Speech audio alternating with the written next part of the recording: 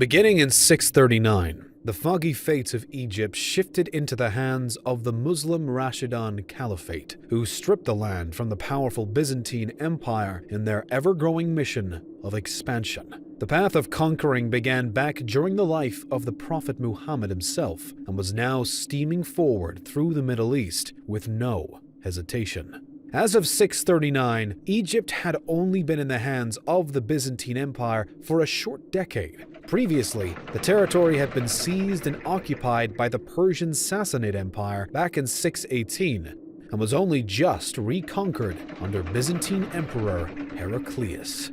After their Egyptian possession, though, the Byzantines began to lose the Levant during the same decade as the Rashidun Caliphate wasted no time on their conquests. By December of 639, Rashidun commander Amr ibn al-As marched at the head of a 4,000-strong army towards the Egyptian border with only one goal: to conquer.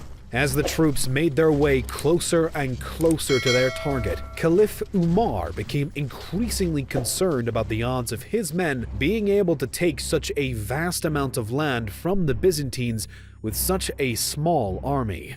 Unwilling to take the risk anymore, Umar had a letter sent to Amr instructing him to return home with his army immediately. The message was given to Uqba to deliver and made its way to the commander at Rafah. Unwilling to back down and fairly certain about what would be in the letter, Amr ordered his men to speed up and told the messenger that he would open the letter when the men stopped at the end of the day. Uqba was completely ignorant of the contents of his message and easily agreed to follow alongside the army until their day's travel was done. Amr then ensured they did not stop until they were within the Egyptian border, finally halting just outside the city of El Arish. The commander finally agreed to open the caliph's letter and informed his troops of the contents, asking for their thoughts on what they should do next. As he had anticipated and strategically aimed for, the men all agreed that since they were already within the Egyptian border, there was no reason to turn back now. Amr then sent word back to the caliph and continued forward into El Arish on Eid al-Adha and passed through with no resistance from the locals. The Rashiduns eventually reached Pelusium near either the end of December or early January 640. A 2-month siege began, with the Rashiduns determined to break down what was known as the Eastern Gateway to Egypt. During the siege, a large number of Sinai Bedouins also decided to join the Rashidun cause, helping to offset any casualties accumulated by the Muslim side. The attack dragged on until Huzaifa ibn Wala gathered an assault group that was finally able to capture the Pelusian fortress and city. After the strong victory there, Amr led his forces toward Belbais for their next siege. Unlike at Pelusium, the Byzantines here put up a significant fight against the invading Arabs. Cyrus, the governor of Egypt and patriarch of Alexandria, even attempted to negotiate a deal with the Muslims in order to solve the dispute more peacefully. Amr agreed to negotiate. Cyrus was then joined by 2 monks and Arishan, a famous Roman general from Jerusalem. The talks resulted in Amr demanding that the Byzantines convert to Islam and pay a jizya yearly tax, or he would continue the siege. Cyrus first asked for 3 days to consider the deal, then requested an extension for 2 more days, after which he had decided it would be best to surrender. Unwilling to support the governor's decision, Arishan and the monks announced their refusal to agree to Amr's deal and kicked off the battle once again. The Byzantines were shortly defeated, and General Arishan was killed during the end conflicts. The Rashiduns attempted to win over the local Egyptian population following their victory over the Byzantine forces, but the Egyptians refused to hand over the city. The Muslims were forced to continue their siege yet again until they were finally able to capture Belbais in March of 640. Next, the Arab commander set his sights on Babylon.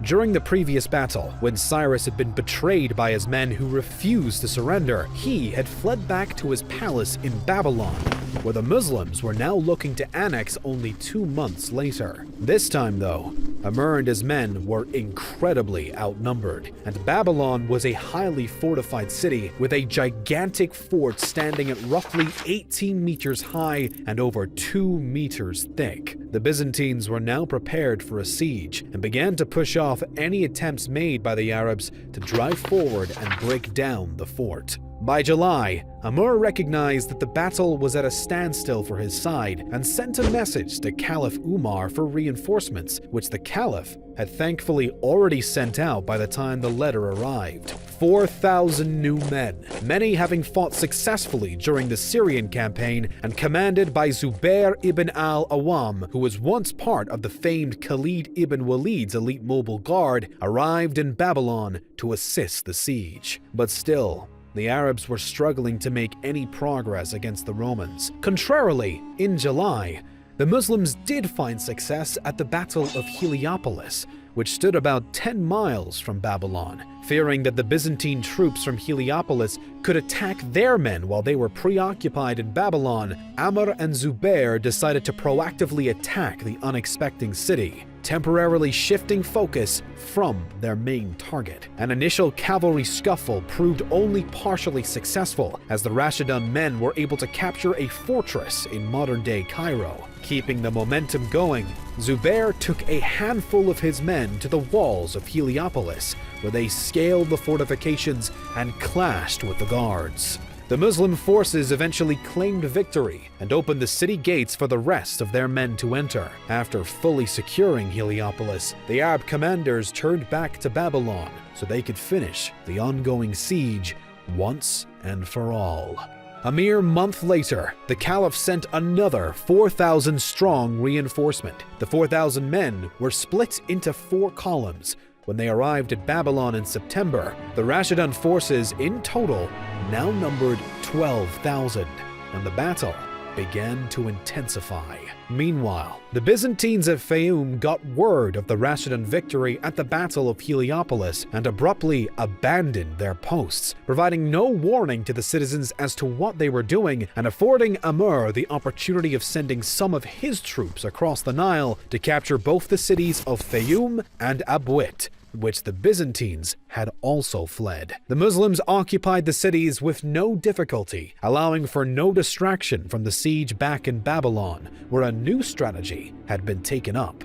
The Byzantines had begun to push forward toward the Rashiduns, taking a more offensive approach, which proved to be a severe mistake. During one of these assaults, the Muslim troops encircled the Byzantines and struck back from 3 flanks, causing serious damage and casualties and forcing the Byzantines to retreat back to their fort and forego further offensive action. The siege now moved into negotiations with Cyrus of Alexandria once again, and Amr personally met with the Byzantine general Theodorus. Negotiations made no valid progress, and the Arabs grew tired of how long the siege was dragging on.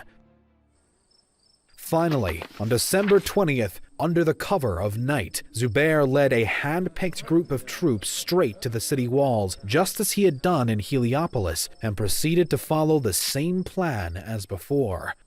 By no surprise, Zubair was able to scale the walls with his men, overpower the guards, and open the city gates for the rest of the Rashidun army.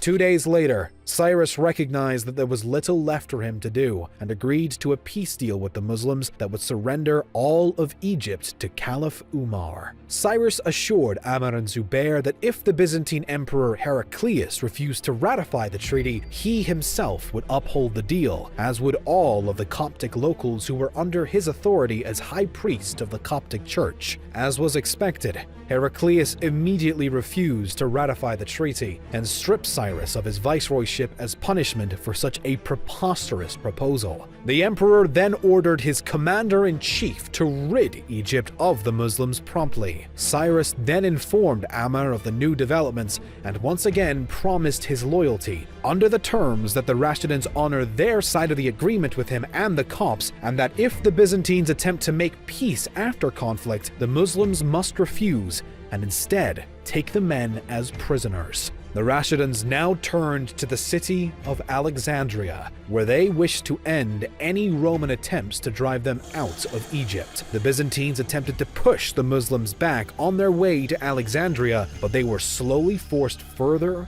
and further towards the city. By March of 641, the battle reached Alexandria, and the conflict remained an intense back and forth until another Rashidun commander, Ubaidah, finally launched a successful incursion leading to the seizure of the city once and for all. Cyrus subsequently sued for peace on behalf of the Egyptian people, and the Muslims agreed without delay. Having finally pried Egypt from the Byzantine grasp, the Rashiduns would continue on their conquest further into North Africa, becoming a quickly rising power that was nowhere near done threatening the strength of Byzantium and anyone else in their way.